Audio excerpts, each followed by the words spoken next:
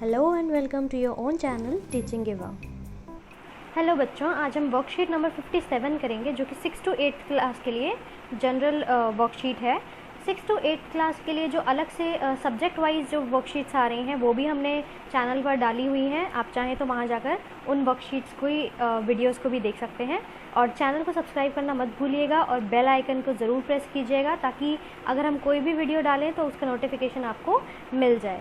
यहाँ पर आपका नाम आएगा, उसके बाद यहाँ पे आपकी क्लास टीचर का नाम आएगा। तो ये जो वर्कशीट है ये है आपके डे की प्लानिंग कैसे करनी है आपको, इसके ऊपर बेस्ड। तो आपको यहाँ पर बताया गया है कि यहाँ पर आप लिख सकते हैं डेट सबसे पहले, ठीक है, जिस भी दिन की आपको प्लानिंग करनी है, ठीक है। यहाँ पर आपको एक अच्छा सा कोड दिया गया है, a well plan day never goes wasted. तो जब भी अगर आपने किसी दिन को प्लान किया हुआ है अच्छे से कि मुझे आज के दिन में क्या करना है, तो वो कभी भी वेस्ट यानी कि बर्बाद नहीं होगा, ठीक है। तो आपको जो है किसी भी दिन के लिए अगर आपको प्लानिंग करनी है तो आप इस तरह से कर सकते हैं। आप यहाँ पे डेट डालिए, ठीक है, उस दिन का नाम लिखिए, यहाँ पर Sunday, Monday, Tuesday, Wednesday, Thursday, Friday. आपको देखना है कि आपको किस दिन की प्लानिंग करनी है। उसके बाद यहाँ पे आपको हेल्थ एंड फिटनेस के ऊपर सबसे पहला पॉइंट जो दिया गया है वो दिया गया है हेल्थ एंड फिटनेस। तो आपको रेकमेंड किया गया है कि आपको डेली 8 ग्लासेस ऑफ वाटर लेने हैं, ठीक है। तो यहाँ पर आप देख सकते हैं कि 8 वाटर के ग्लासेस बने हुए हैं, ठीक है। उनके नीचे एक छोटा सा बॉक्स बना हुआ है, ठीक है। तो जैसे ही आप दिन में 1 ग्लास पिया तो इस पर टिक कर दिया, दूसरा पिया तो इस पर टिक कर दिया, तीसरा पिया टिक कर दिया। तो इससे क्या होगा, आपको पता चल जाएगा कि आपने आज के दिन में कितने ग्लास पानी पिया है। और अगर आपने कम पिया है तो आपको ध्यान रखना है कि कल मुझे जो है पूरे 8 ग्लास पानी पीना है। अभी मुझे कितना पानी जो है पीना बाकी है, इससे आप ये भी पता लगा सकते हैं। अगर आपने कम पानी पिया है तो आपको और पानी पीने की ज़रूरत है ना। हमारी बॉडी को 8 ग्लास ऑफ वाटर ज़रूर चाहिए रोज़, ठीक है। इसके अलावा यहाँ पर आपके हेल्थ एंड फिटनेस के कॉलम में आप लिख सकते हैं 30 मिनट एक्सरसाइज फॉर टुडे। आप 30 मिनट की अगर एक्सरसाइज करते हैं मॉर्निंग या इवनिंग में तो जो है आप उसमें क्या क्या करना चाहेंगे वो आपको यहाँ पे मेंशन करना है। जैसे कि आप मेंशन कर सकते हैं, सबसे पहले तो वार्म अप लिख सकते हैं, क्योंकि एक्सरसाइज को शुरू करने से पहले आपकी बॉडी को एक वार्म अप की ज़रूरत होती है, ठीक है। इसके अलावा आप जिस भी तरह की एक्सरसाइज करना चाहते हैं, स्ट्रेचिंग करना चाहते हैं, सूर्य नमस्कार करना चाहते हैं, योगा करना चाहते हैं, प्राणायाम करना चाहते हैं, तो वो आप यहाँ पर मेंशन कर सकते हैं, जो भी आप एक्सरसाइज उस दिन करना चाहते हैं, ठीक है। इसके बाद आपको आएगा नीचे माई डेली रूटीन। तो आप यहाँ पे देख सकते हैं कि यहाँ पे टाइम दिया गया है और आगे उसके स्पेस दिया गया है कि आप यहाँ पे लिख पाएँ कि आप कितने बजे आप क्या काम करेंगे। तो सबसे पहले यहाँ पे 6 बजे हम लिख सकते हैं वेकअप एंड एक्सरसाइज, जैसे कि आपने अभी देखा था कि हमने ऊपर एक्सरसाइज मेंशन की थी। तो उसके बाद 7 AM पे आप लिख सकते हैं ब्रेकफास्ट एंड गेट रेडी। तो ब्रेकफास्ट कर सकते हैं और तैयार होना है आपको। किस चीज़ के लिए तैयार होना है, अब तैयार होकर क्यों बैठना है, क्योंकि 8 बजे से आप लोगों की ऑनलाइन क्लासेस स्टार्ट होती हैं। तो उसके बाद आप मेंशन कर सकते हैं 8 बजे से इंग्लिश की ऑनलाइन क्लास है, ठीक है। तो ऑनलाइन क्लास ऑफ इंग्लिश या इंग्लिश ऑनलाइन क्लास। उसके बाद आप 9 AM पे मेंशन कर सकते हैं मैथ्स की ऑनलाइन क्लास है, ठीक है। 10 AM पे आप मेंशन कर सकते हैं, जैसे कि आपको पता ही है कि वेडनेसडे को आपकी फ़िज़िकल एजुकेशन की एक्टिविटी क्लास होती है, तो फिज़िकल एक्टिविटी की क्लास लिख सकते हैं यहाँ पे आप, ठीक है। उसके बाद 11 बजे आप लिख सकते हैं हिंदी की ऑनलाइन क्लास, ठीक है। नेक्स्ट 12 बजे आप लिख सकते हैं साइंस की क्लास, ठीक है। उसके बाद 1 बजे आप अपना लिखेंगे लंच, ठीक है। फिर 2 बजे हम लिख सकते हैं टेकिंग रेस्ट। तो अब क्योंकि आप कॉन्टीन्यूस इतने घंटे जब पढ़ लेते हैं तो अब रेस्ट की ज़रूरत होती है बॉडी को, तो आप रेस्ट लिख सकते हैं यहाँ पे, टेकिंग रेस्ट। उसके बाद आपको 3 बजे लिखना है स्पेंडिंग टाइम विद फैमिली, ठीक है। पूरे दिन में फैमिली के साथ स्पेंड करना टाइम भी बहुत ज़रूरी होता है, ठीक। इसके बाद 4 PM पे आप लिख सकते हैं वॉचिंग टेलीविज़न, आप टीवी देखेंगे, ठीक है।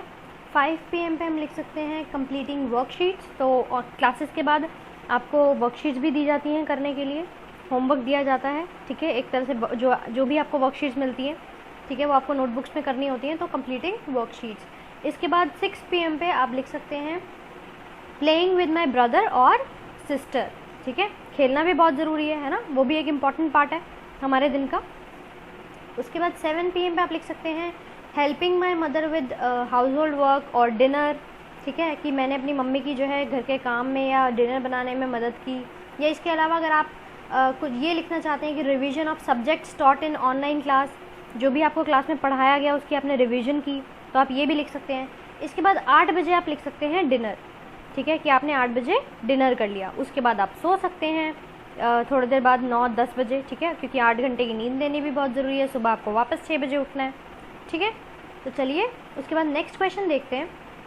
यहाँ पर आपको दिया गया है 3 things I am grateful for today. तो आपको यहाँ पे ऐसी कोई 3 चीज़ें लिखनी है जिसके लिए आप ग्रेटफुल हैं, आप बहुत खुश हैं कि वो 3 चीज़ें आपकी लाइफ में हैं। तो सबसे पहली चीज़ तो जो थैंकफुल होने के लिए या ग्रेटफुल होने के लिए सबसे पहली चीज़ यही है कि जो हमारी लाइफ है, जो हम हैं, वो हम जिंदा हैं और हेल्दी हैं। तो सबसे पहले हम लिख सकते हैं that I am grateful for my life and health. उसके बाद हम सबसे बड़ी ब्लेसिंग जो गॉड की तरफ से आई थिंक सभी के लिए होती है, वो होते हैं सबके पेरेंट्स, ठीक है, सभी उनसे बहुत प्यार करते हैं। तो इसलिए हम यहाँ लिख सकते हैं कि I am grateful for my parents. And third thing जो आप लिखना चाहें तो लिख सकते हैं कि that I am grateful for my supportive teachers, क्योंकि उनके बिना तो आपकी लाइफ अधूरी है। अगर आप जो आप सीख रहे हैं, जो कुछ आप बनेंगे लाइफ में, कहीं ना कहीं उनका बहुत बड़ा हाथ होगा उसमें, ठीक है। तो अगर आप चेंज करना चाहते हैं, अपनी मर्ज़ी से कुछ और लिखना चाहते हैं, तो आप वो भी यहाँ पर लिख सकते हैं जिस भी चीज़ के लिए आप ग्रेटफुल हैं, ठीक है। इसके बाद आपको नेक्स्ट कॉलम दिया गया है मस्ट डू। तो यहाँ पर आपको ऐसी चीज़ें मेंशन करनी है कि जो आपको दिन में करनी ही करनी है, ठीक है। जैसे कि सबसे पहले आप लिख सकते हैं यहाँ पे eating nutritious food and on right time. तो सबसे जो आई थिंक इम्पॉर्टेंट काम एक ये हो गया है कि आपको खाना खाना है, और वो भी न्यूट्रिशियस खाना है, अच्छा खाना खाना है, साफ़ सुथरा खाना खाना है और सही समय पर खाना है। क्योंकि क्या होता है कि हम क्या करते हैं, खाना छोड़ देते हैं, ठीक है, अच्छा टाइम पर नहीं खाया, कभी थोड़ी देर में खा लेंगे, स्किप हो जाता है, या फिर हम खाते ही नहीं हैं, तो हमारी बॉडी को वो न्यूट्रिएंट्स ही नहीं मिलेंगे अगर हम टाइम पर खाना नहीं खाएंगे।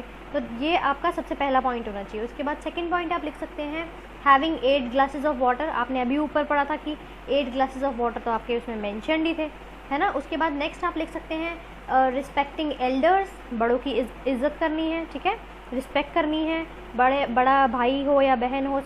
इसके अलावा आप लिख सकते हैं स्पेंडिंग टाइम विद फैमिली, ठीक है, ये भी बहुत इंपॉर्टेंट है, फैमिली को टाइम देना, उनके साथ बैठकर बातें करना, ठीक है। ये दिन का एक इम्पॉर्टेंट काम होता है। क्यों होता है? क्योंकि इससे क्या होता है कि फैमिली में सबको पता होता है कि अच्छा ओके आज हमने ये किया, आज हमने वो किया, ये डिस्कस करना भी बहुत ज़रूरी है, ठीक है। इसके अलावा आप लिख सकते हैं रिवाइजिंग जो है, जो भी आपने क्लास में किया है, revising work done in your class, ठीक है, या फिर कंप्लीटिंग माय वर्कशीट्स, जो भी आप इसके अलावा ऐसा कोई काम लिखना चाहते हैं कि जो आपको उस दिन करना ही है, ठीक है। इसके अलावा लास्ट क्वेश्चन आपको दिया गया है टुडेज़ मूड। तो यहाँ पे आपको मूड टिक करना है, जो भी आपका मूड है, happy, sad, angry, surprised. Happy तो आपको पता ही है, खुश, सैड मतलब उदास, एंग्री मतलब गुस्सा है, ठीक है। सरप्राइज्ड का मतलब है कि आप जो है चौंक गए हैं किसी चीज़ को जान के, या फिर स्ट्रेस्ड हैं, परेशान हैं, एक्साइटेड हैं, बहुत खुश हैं, अगले दिन के लिए एक्साइटेड हैं, ठीक है। और तो इसका आपको रीज़न भी लिखना है। यहाँ पर पहले आपको अपना मूड टिक करना है और उसके बाद आपको रीज़न लिखना है। तो यहाँ पर अगर मैं हैप्पी टिक करती हूँ तो आप लिख सकते हैं, इसके अलावा यहाँ पे इसका रीज़न आप लिख सकते हैं that today my teacher praised me for doing well in worksheet. तो इस तरह से आप रीज़न दे सकते हैं। इसके अलावा कोई और रीज़न भी दे सकते हैं, ठीक है। तो इस तरह से आपको इस वर्कशीट को पूरा करना है। आई होप आपको ये वर्कशीट अच्छे से समझ आई होगी। So I will meet you with the next video. Till then please subscribe to Teaching गिवा।